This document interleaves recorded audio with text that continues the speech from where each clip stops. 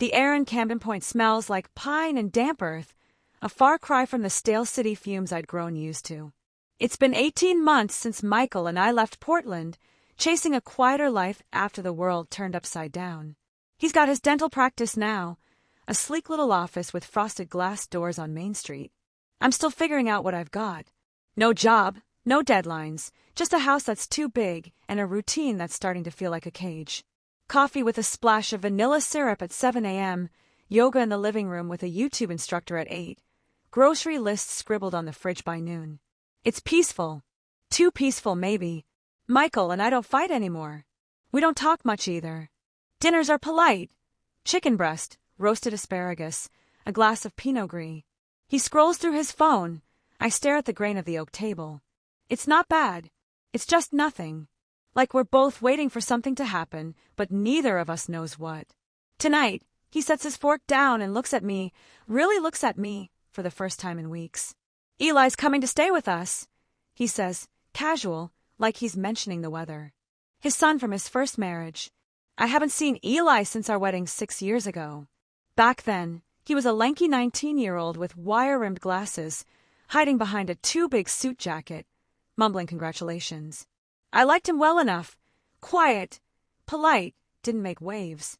What's going on with him? I ask, swirling my wine. Michael shrugs. Didn't work out at that architecture firm in New York. He's figuring things out. Needs a place to crash for a bit.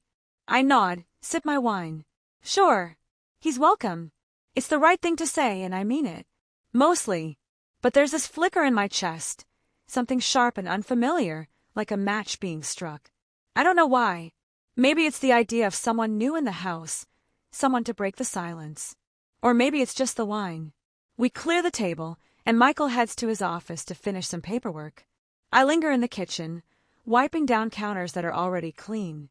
The house is still, except for the hum of the fridge and the occasional creak of the floorboards settling. I think about Eli, try to picture him now at 25. I wonder if he's still got that shy smile, if he's still the kind of kid who'd rather listen than talk. I wonder what it'll be like to have him here, in this house that feels more like a museum than a home. I pour another half glass of wine and take it to the living room, sinking into the couch. Outside, the streetlights cast long shadows through the pines. Camden Point is beautiful, the kind of place people post on Instagram with captions about finding peace. But peace is slippery. It's not just quiet, it's something you're supposed to feel. And I don't. Not yet. I tell myself Eli's stay will be temporary. A few weeks, maybe a month. He'll sort himself out, move on, and things will go back to normal. Whatever normal is. But that flicker in my chest doesn't fade. It sits there, warm and restless, like it knows something I don't. Eli pulls up in a slate-gray Tesla, the kind that hums instead of roars. I'm on the porch, pretending to water the ferns, when he steps out, all sharp angles in a tailored coat. No more gangly kid in glasses. His hair's darker, messier, and his eyes have this intensity, like he's sizing up the world and finding it lacking. I wave, feeling suddenly underdressed in my leggings and oversized sweater. Hey, Lauren, he calls, slinging a duffel over his shoulder.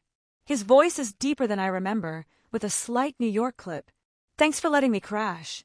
Anytime, I say, setting the watering can down. Good to see you. He smiles, and it's not the shy one from the wedding. It's quick, confident, like he knows something you don't. My stomach does a weird little flip, and I chalk it up to nerves. That evening, the kitchen smells like garlic and rosemary from the roast I overthought. Michael's at the office late, so it's just me and Eli. He's tinkering with the espresso machine, which has been spitting grounds for weeks. This thing's a diva, he mutters, pulling apart the filter basket. Just needs a little coaxing. You fix stuff now? I ask, leaning against the counter with a glass of sparkling water. He glances up, smirking. Always have. Keeps my hands busy. 10 minutes later, the machine purrs like it's brand new. We celebrate with lattes on the back deck, the air crisp with early fall. You're not what I expected, he says, blowing steam off his cup. I mean, from what I remembered. I laugh, but it comes out uneven. What did you remember? He shrugs, looking out at the trees. Someone quieter. Less. I don't know, alive. I don't know if it's a compliment, but it lands like one. My cheeks feel warm, and I sip my coffee to cover it. We talk about random stuff, his old job, the chaos of New York, how Cannon Point feels like stepping into a postcard. He's easy to talk to, not in a polished way, but like he's actually listening. Later, I find him in the garage, my makeshift studio, where I used to mess around with graphic design before life got in the way. He's flipping through a stack of my old mock-ups, branding stuff for a coffee shop that never opened. "These are good," he says, not looking up. "Clean, but not boring. You ever think about picking it back up?" I hesitate, surprised he even cares. Sometimes. It's just hard to find the point. He nods like he gets it. I studied brand design for a bit before architecture. Love the puzzle of it, making something feel right without saying it outright. We end up on the floor, surrounded by sketches, talking about serif fonts and color theory, then veering into weirder territory. Bret Easton Ellis novels, the sleazy charm of old American apparel ads. He's got this energy, like he's hungry for ideas, and it's contagious. I'm laughing, really laughing, for the first time in months. Then he reaches for a sketch on the shelf, and his shirt lifts just enough to show the line of his collarbone sharp against his skin. I don't mean to stare, but I do. Just for a second, long enough to notice the heat creeping up my neck. I stand, muttering something about dishes, and head inside. The kitchen's dark, the house quiet. I grip the sink, trying to shake the feeling that something just shifted, something I can't name. It's not a crush. It's not anything. It's just a moment. But it's the first time in forever I've felt awake. Eli's been here 2 weeks, and somehow we keep ending up in the same space. Not planned, just happening. He's in the kitchen when I'm making coffee, or out back when I'm reading on the deck. It's like the house is conspiring, shrinking around us. I don't mind. That's the problem. Today, he's sprawled on the living room couch, scrolling through his phone, looking for gift ideas. His mom's birthday is coming up, and he's stuck. "She's impossible," he says, tossing the phone down. "Haven't talked to her in months. She'll probably hate whatever I pick." I set my tea on the coffee table and sit across from him. "What's her vibe? Like, what's she into?" He sighs, running a hand through his hair. "Art, I guess. Abstract stuff. And overpriced candles." I nod, thinking. There's an antique shop in town. They've got quirky stuff, maybe a vintage frame or something artsy. Want to check it out? His eyes light up, and I feel a little too pleased with myself. An hour later, we're in the shop, weaving through cluttered aisles of brass lamps and faded postcards. The place smells like old books and lavender. Eli's holding a silver bracelet, delicate but not fussy, turning it over in his hands. "This could work," he says, then steps closer, holding it up to my wrist. "What do you think?" His fingers brush my skin, light but deliberate, and I freeze. Not because I'm scared, but because I don't want to move. I don't pull away. "It's nice," I manage, my voice quieter than I mean it to be. He buys the bracelet, and we walk back to the car in silence. The air's chilly, the kind that makes you shove your hands in your pockets.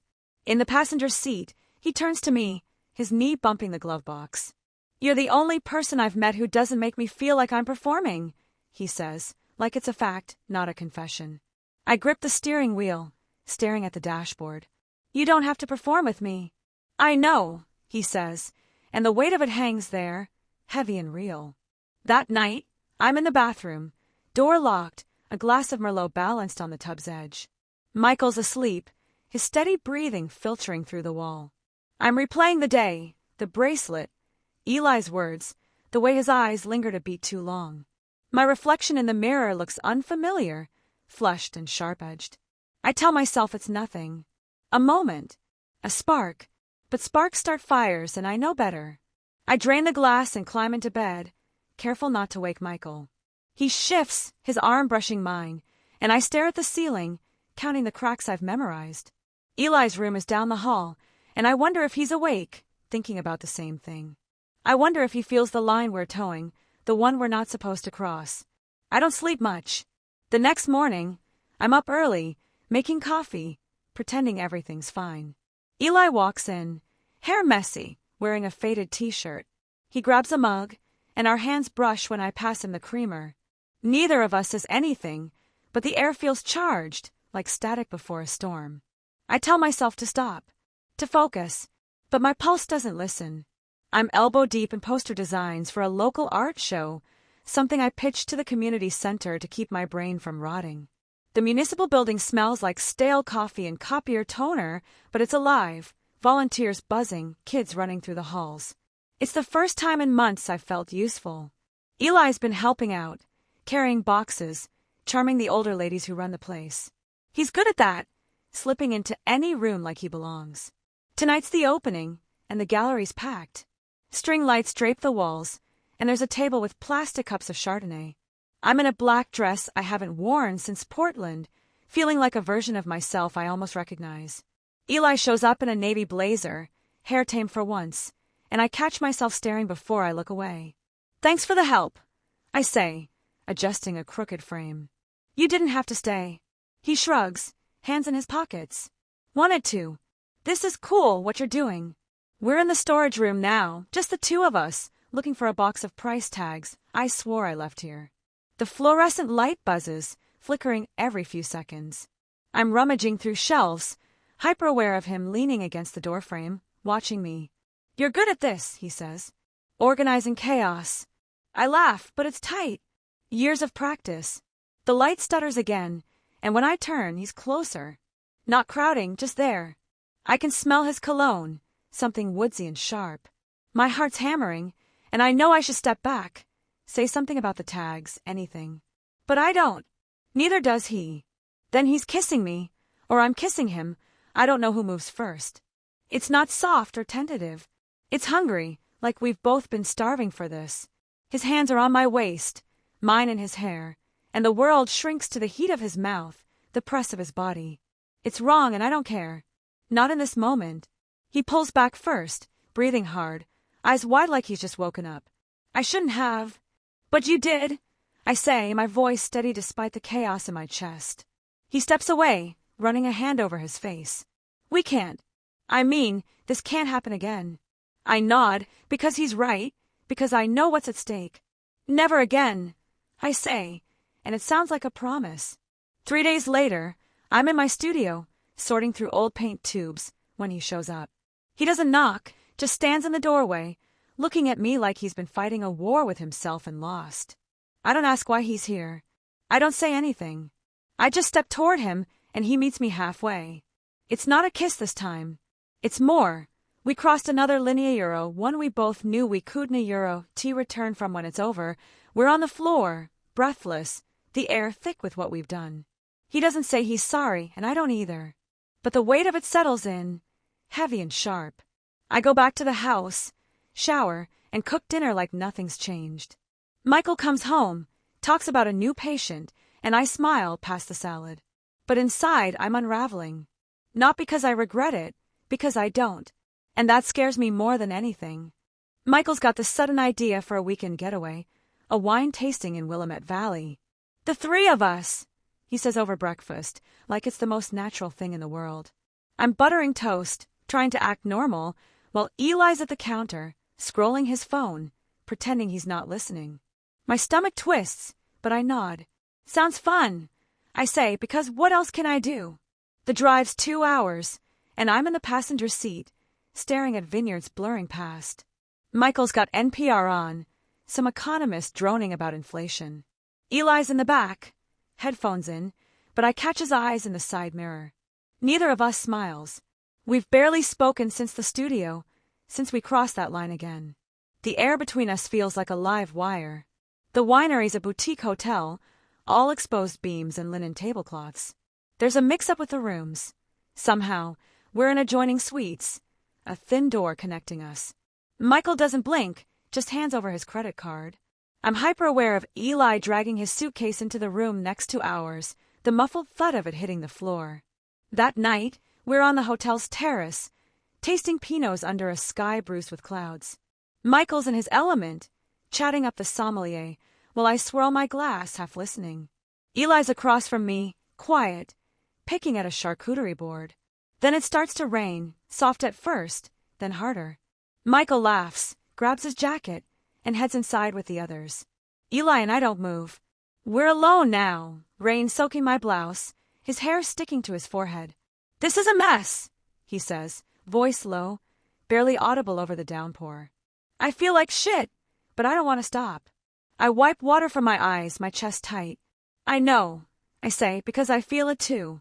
The guilt, the pull, the way it's all tangled up. But we're here now. He steps closer, and for a second, I think he's going to kiss me again. But he just looks at me, like he's trying to memorize something. You deserve better than this, he says, then turns and walks back inside. I stay out there, letting the rain drench me, until my teeth chatter. When I finally go in, Michael's in our room, toweling off his hair. He pulls me close, kisses my forehead, and starts talking about some new business partner, Hannah, who he met at a board meeting last week. His voice is casual, but there's a hitch in it, a flicker in his eyes I've never noticed before. I don't ask questions. I just nod, slip into dry clothes, and climb into bed.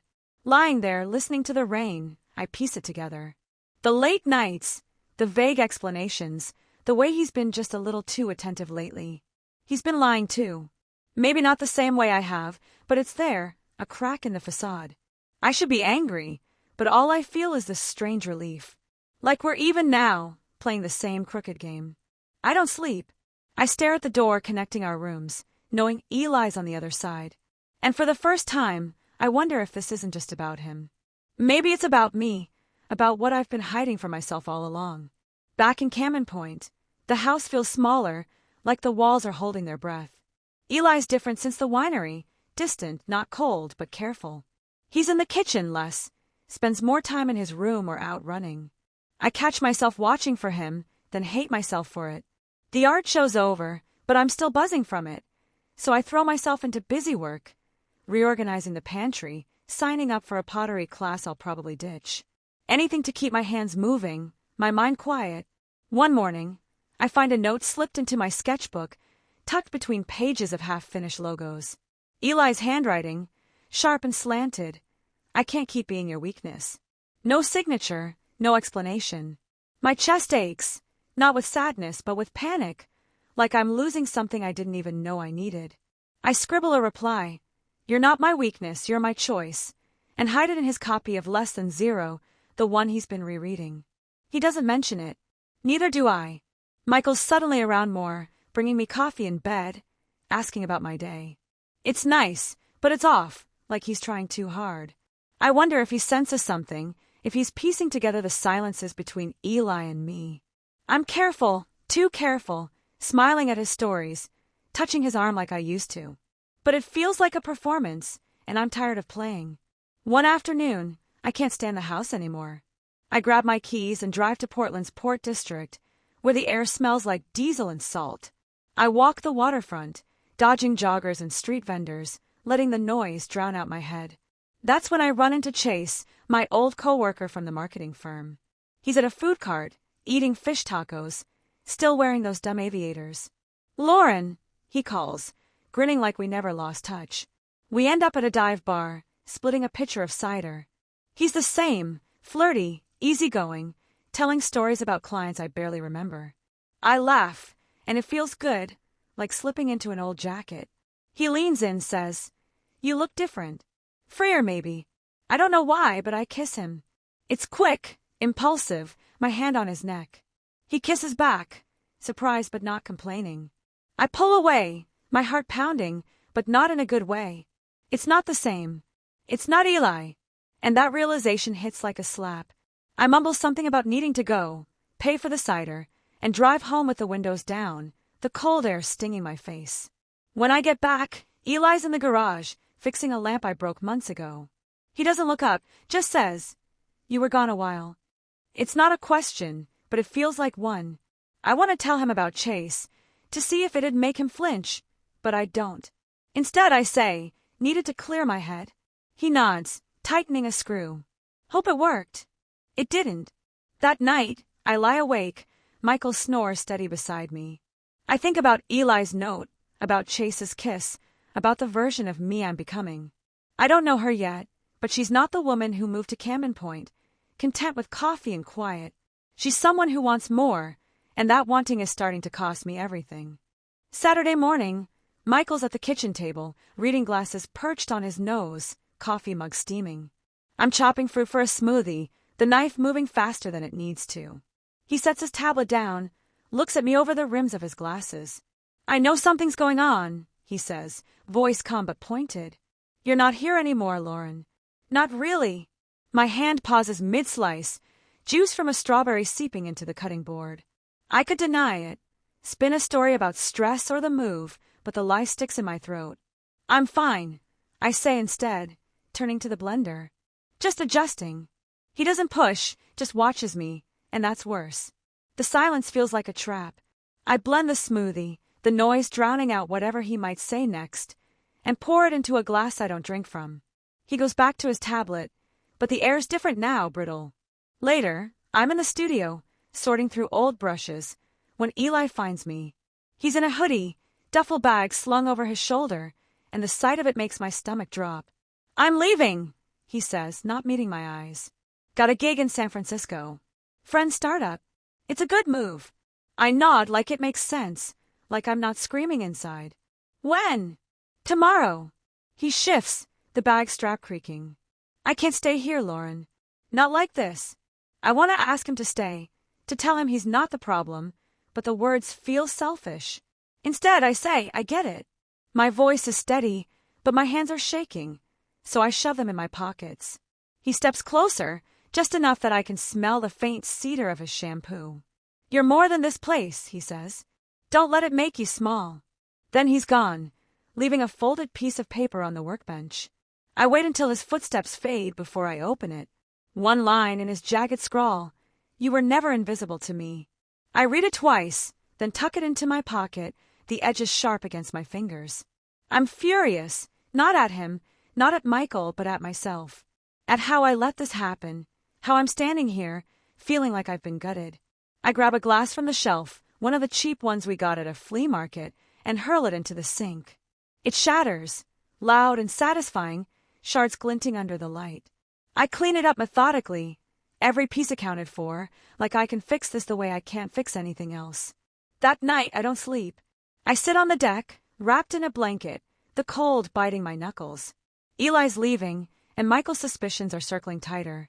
I think about Chase, about the bar, about how I kissed him to prove something and only proved I'm lost. I think about Eli's note, about being seen. It's not enough to hold on to, but it's something. By morning, Eli's car is gone. The house is too quiet. Michael's already at the office. I make coffee, but the vanilla syrup tastes wrong, so I dump it down the sink. I don't cry. I don't have the energy. But I know one thing. I'm not staying in this fracture. Not anymore. It's been 2 weeks since Eli left, and the house feels like it's holding its breath. I'm not moping. I don't have the luxury. I've signed up to volunteer at a local animal shelter, spending mornings walking dogs and scrubbing kennels. The work's messy, grounding, the kind of thing that forces you to focus on what's in front of you. I've started sketching again, too, late at night when the house is quiet. Not logos or branding, but loose, abstract lines that don't need to mean anything. It feels like breathing. I call Chase one evening, my voice steady as I tell him the kiss was a mistake. I was figuring stuff out, I say, pacing the deck. It wasn't fair to you. He's gracious, says he gets it, but I hear the disappointment in his pause.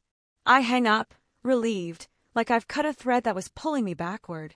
Michael's gone on another business trip, this time to Seattle. I don't ask questions, don't check his phone. But when he's out, I borrow his laptop to email the shelter coordinator. It's open on his desk, and there it is, a string of emails with Hannah, his business partner. I skim them, my pulse steady, not racing. Drinks after a meeting. A hotel room booked for 2 nights.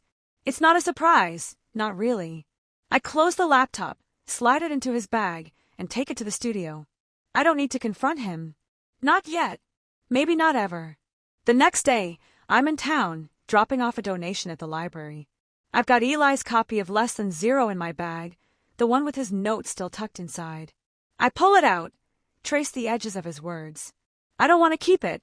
It's too heavy, like carrying a ghost. So I write my own note, quick and sharp. You weren't just a mirror. You were the light. I slip it between the pages and check the book back into the library, where Eli once got his card. Maybe he'll find it one day, browsing in San Francisco. Maybe he won't. It's not about him anymore. I drive home, the sky heavy with clouds, and sit in the studio with a coffee I don't drink. The space smells like paint and possibility, and for the first time in years, I feel solid.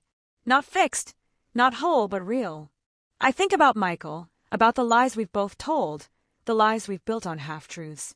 I think about Eli, about how he saw me when I couldn't see myself. I think about Chase, about the woman I was when I kissed him, desperate to feel something. I'm not her anymore. I'm not the Lauren who moved to Camden Point, content to fade into routine. I'm not invisible, not to myself. And that's enough for now. I pick up a sketch pad, start drawing, a jagged horizon, a city I've never seen. The lines are messy, uncertain, but they're mine. And for the first time in a long time, I'm not afraid of where they'll lead.